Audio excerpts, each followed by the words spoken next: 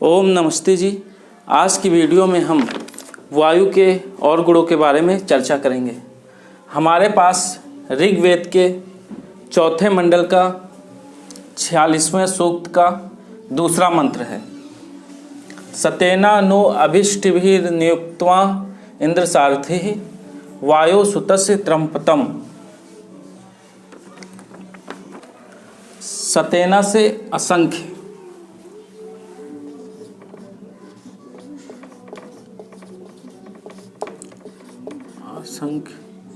असंख्य से नो,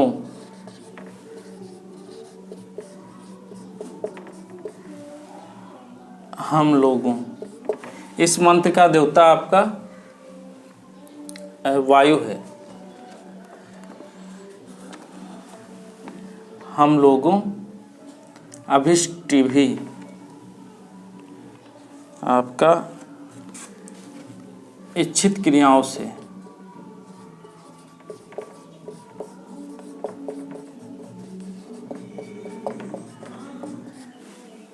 इच्छित क्रियाओं से नियुक्तवान, नियम से युक्त हुआ वायु जो आपका बलवान और समर्थ, बलवान और समर्थ वायु। इंद्र सारथी, जिसका सारथी क्या है? इंद्र है, अर्थात विद्युत रूपी अग्नि। विद्युत जिसका सारथी, विद्युत जिसका सारथी है।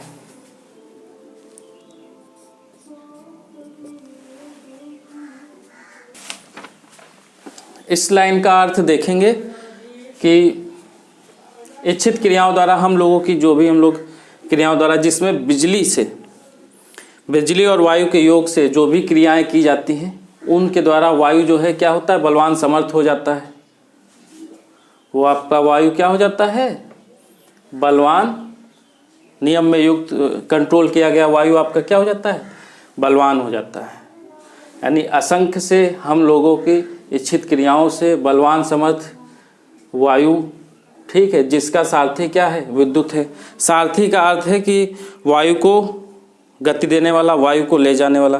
यानी वायु को जो है आप अग्नि से, या आप जो है विद्युत से, आकाशीय विद्युत हो गई, या धरती पे जो भी बैटरीज हैं और जो अपना विद्युत है, एसी और डीसी, उनसे, उनका विद्युत का वायु से संयोग करके विद्युत के द्वारा वायु को गति देना, वायु में बल भरना, वायु को चलाना।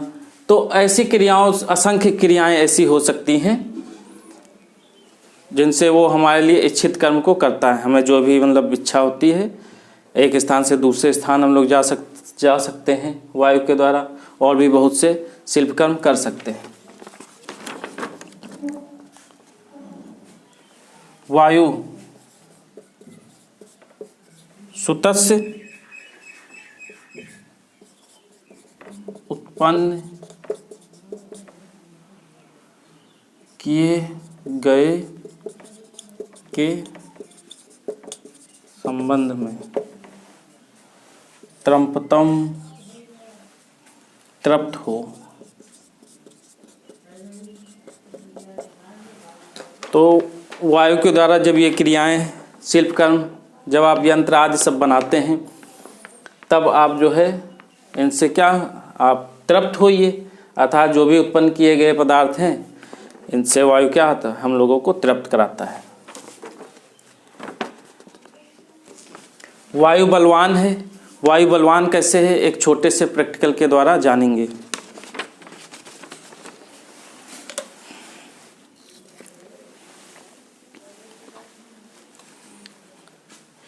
ये हमारे पास एक गिलास में जल है और एक कार्डबोर्ड,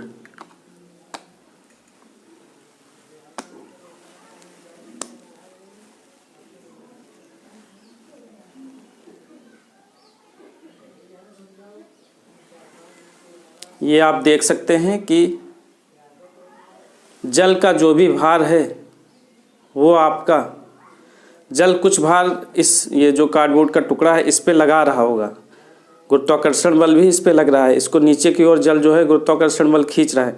लेकिन फिर भी वायु के द्वारा, जो वायु वातावरण में मौजूद है वो वायु इस पे ऊपर की ओर बल लगा रही है। उस बल की वजह से ये जल जो है नीचे की ओर नहीं गिरता है। और दूसरा, यहाँ पे वैक्यूम है, अर्थात यहाँ पे वायु का अभाव हो गया।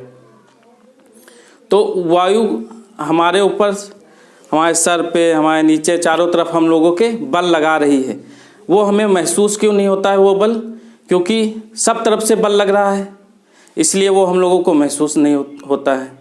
जैसे धरती तो लगातार नाच रही है, हम लोग धरती पे हैं, लेकिन हम लोगों को प्रतीत नहीं होता है कि धरती जो है गोल गोल चक्कर काट रही है सूर्य का। लेकिन तब भी हम लोग भी उसके साथ गति कर रहे हैं, हम लोग उसी धरती में, इसलिए हम लोगों को महसूस नहीं होता है। तो हम लोगों के चारों तरफ जो है वायु है और आगे पीछे हम लोगों के वो बल लगा रही है वायु, ठीक है। हमें महसूस नहीं होता क्योंकि वो चारों तरफ बल लग रहा है, इसलिए हमें महसूस नहीं होता है। यहाँ पे चारों तरफ, पहले तो जल, जब ये टुकड़ा नहीं था, जल के चारों तरफ बल लग रहा था वायु का।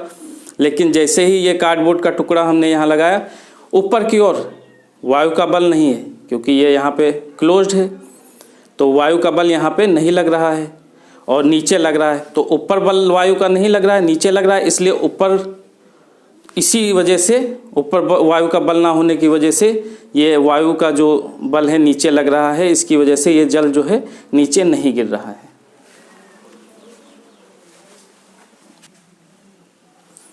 तो इस छोटे से प्रैक्टिकल से हमने जाना कि वायु जो है बलवान है, वो बल लगाती रहती है। जैसे आपका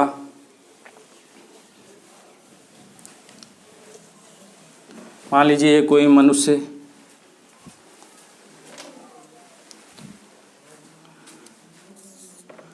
मान लीजिए कोई आपका जो है मनुष्य है, तो वायु इस पे जो है बल लगा रही है,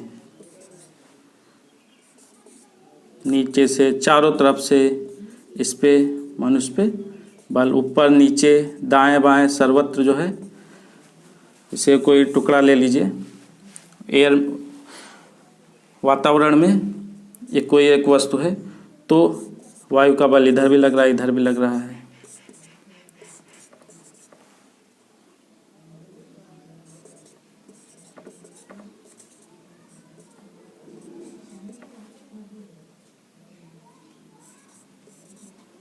तो सर्वत्र वायु का बल जो है वो लग रहा है। इस वजह से हमारे ऊपर से, नीचे से, दाएं बाएं सर्वत्र जो है वायु का बल लग रहा है।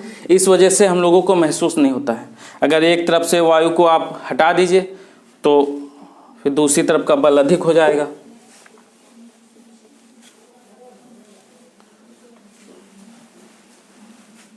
जैसे आपका ये गिलास में जल था आपका, तो अभी इसमें सब तरफ से,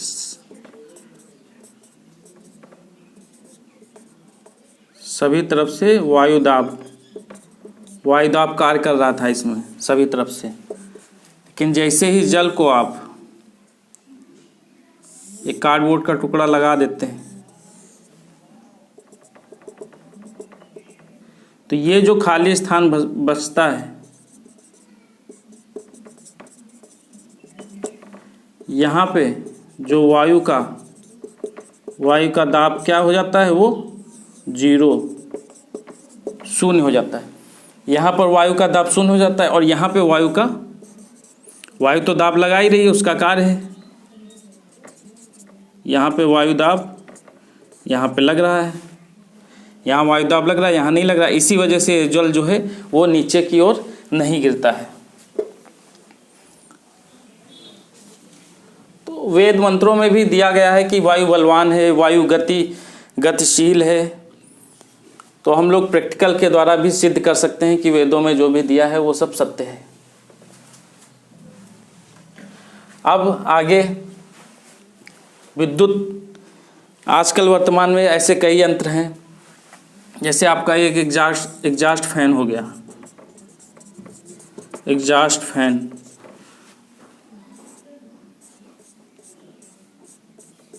एग्जॉस्ट फैन क्या करता है, जो रूम है, कमरा है, कमरे की वायु को खींच के, विद्युत के द्वारा ये चलता है और कमरे की वायु को खींच के बाहर की ओर फेंकता है। इधर से वायु आपकी वायु एंटर हुई और इधर जो है आपका वायु बाहर हो गई। तो ये एक वायु को स्टडी करके और विद्युत और एक वायु का ये एक कॉम्बिनेशन, आप समझ लीजिए कि विद्युत के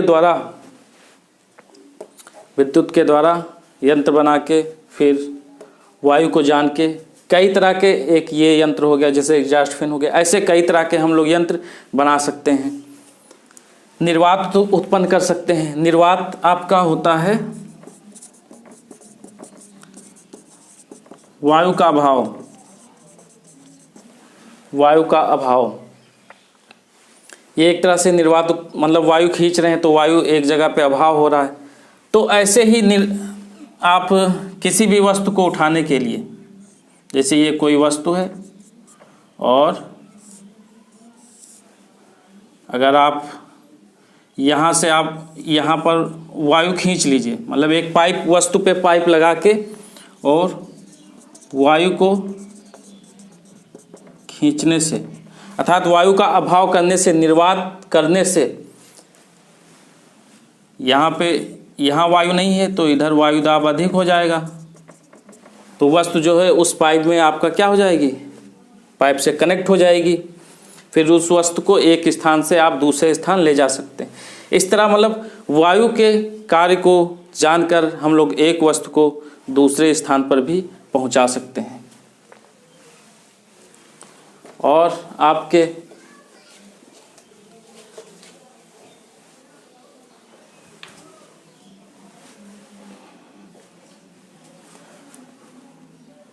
और वायु को स्टोर करके जो एयर कंप्रेसर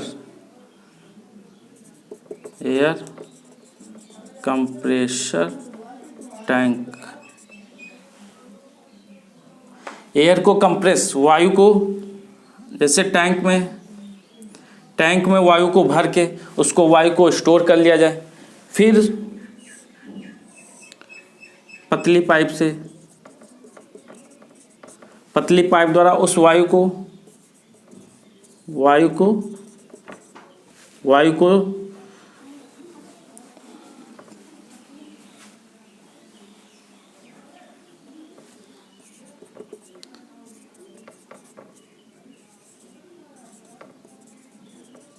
एयर को टैंक में स्टोर करके कंप्रेस्ड एयर कैसी होनी चाहिए, कंप्रेस्ड, अर्थात दबी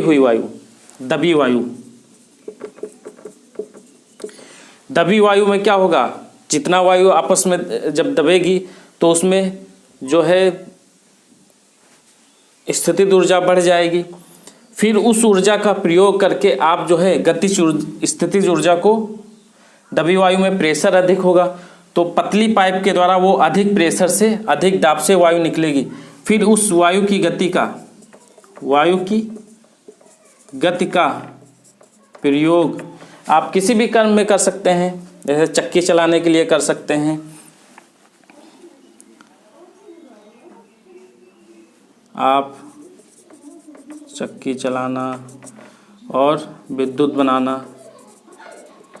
बनाना, वाहन चलाना,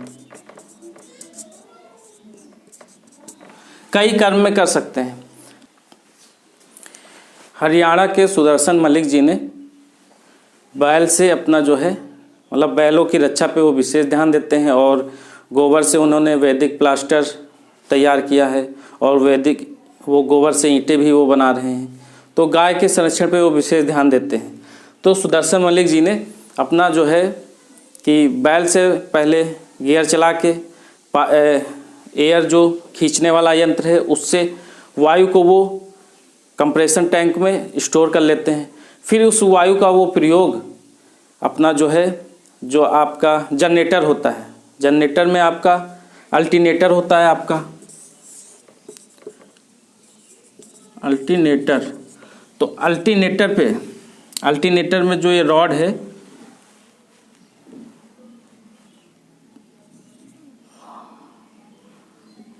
रॉड पे आपका जो है वो ऐसा एक बॉक्स रूपी यंत्र होता है जिसमें आपका पंखुड़ियाँ छोटी छोटी होती हैं। फिर उन पंखुड़ियों को वो आपका गतिशील अतिवेग युक्त वायु द्वारा वो उस पंखुड़ियाँ चलती तो रॉड जो है वो रोटेट करती है, जिससे क्या होता है आपका विद्युत उत्पन्न होती है। फिर उस विद्युत का प्रयोग वो किसी भी कार्य में कर सकते हैं और करते हैं। तो हमने देखा कि वायु के द्वारा विद्युत का निर्माण हो सकता है और विद्युत के द्वारा भी ऐसे यंत्र चलाए जा सकते हैं जिनमें वायु का प्रयोग हो। जैसे आपका एग्जॉस्ट फैन हो गया, और वस्तु उठाने वाले हम यंत्र बना सकते हैं। कई तरह के यंत्र बहुत से बन सकते हैं। वायु को और विद्युत के क्रियाओं के द्वारा, विद्युत और वायु के योग से हम लोग कई तरह के यंत्रों का आविष्कार कर सकते हैं। इस मंत्र में यही बताया गया है कि आपको इंद्र जिसका साथी अर्थात विद्युत और वायु की क्रियाओं के द्वारा हम इच्छित जो भी इच्छा हमारी है उस कर्म को हम लोग जो है सिद्ध करें शिल्प कर्म से, और वो तृप्त करता है, उत्पन्न हुए पदार्थों से हम लोगों को तृप्त करता है।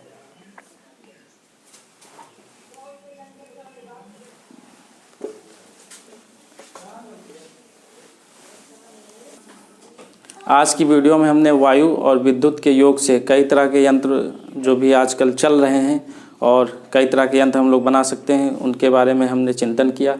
और भी अगली वीडियो में हम वायु के द्वारा जो है जो भी चीज़ें बना सकते हैं या वेद मंत्रों में और क्या क्या बताया गया है वो जानने की कोशिश करेंगे। ओम नमस्ते जी।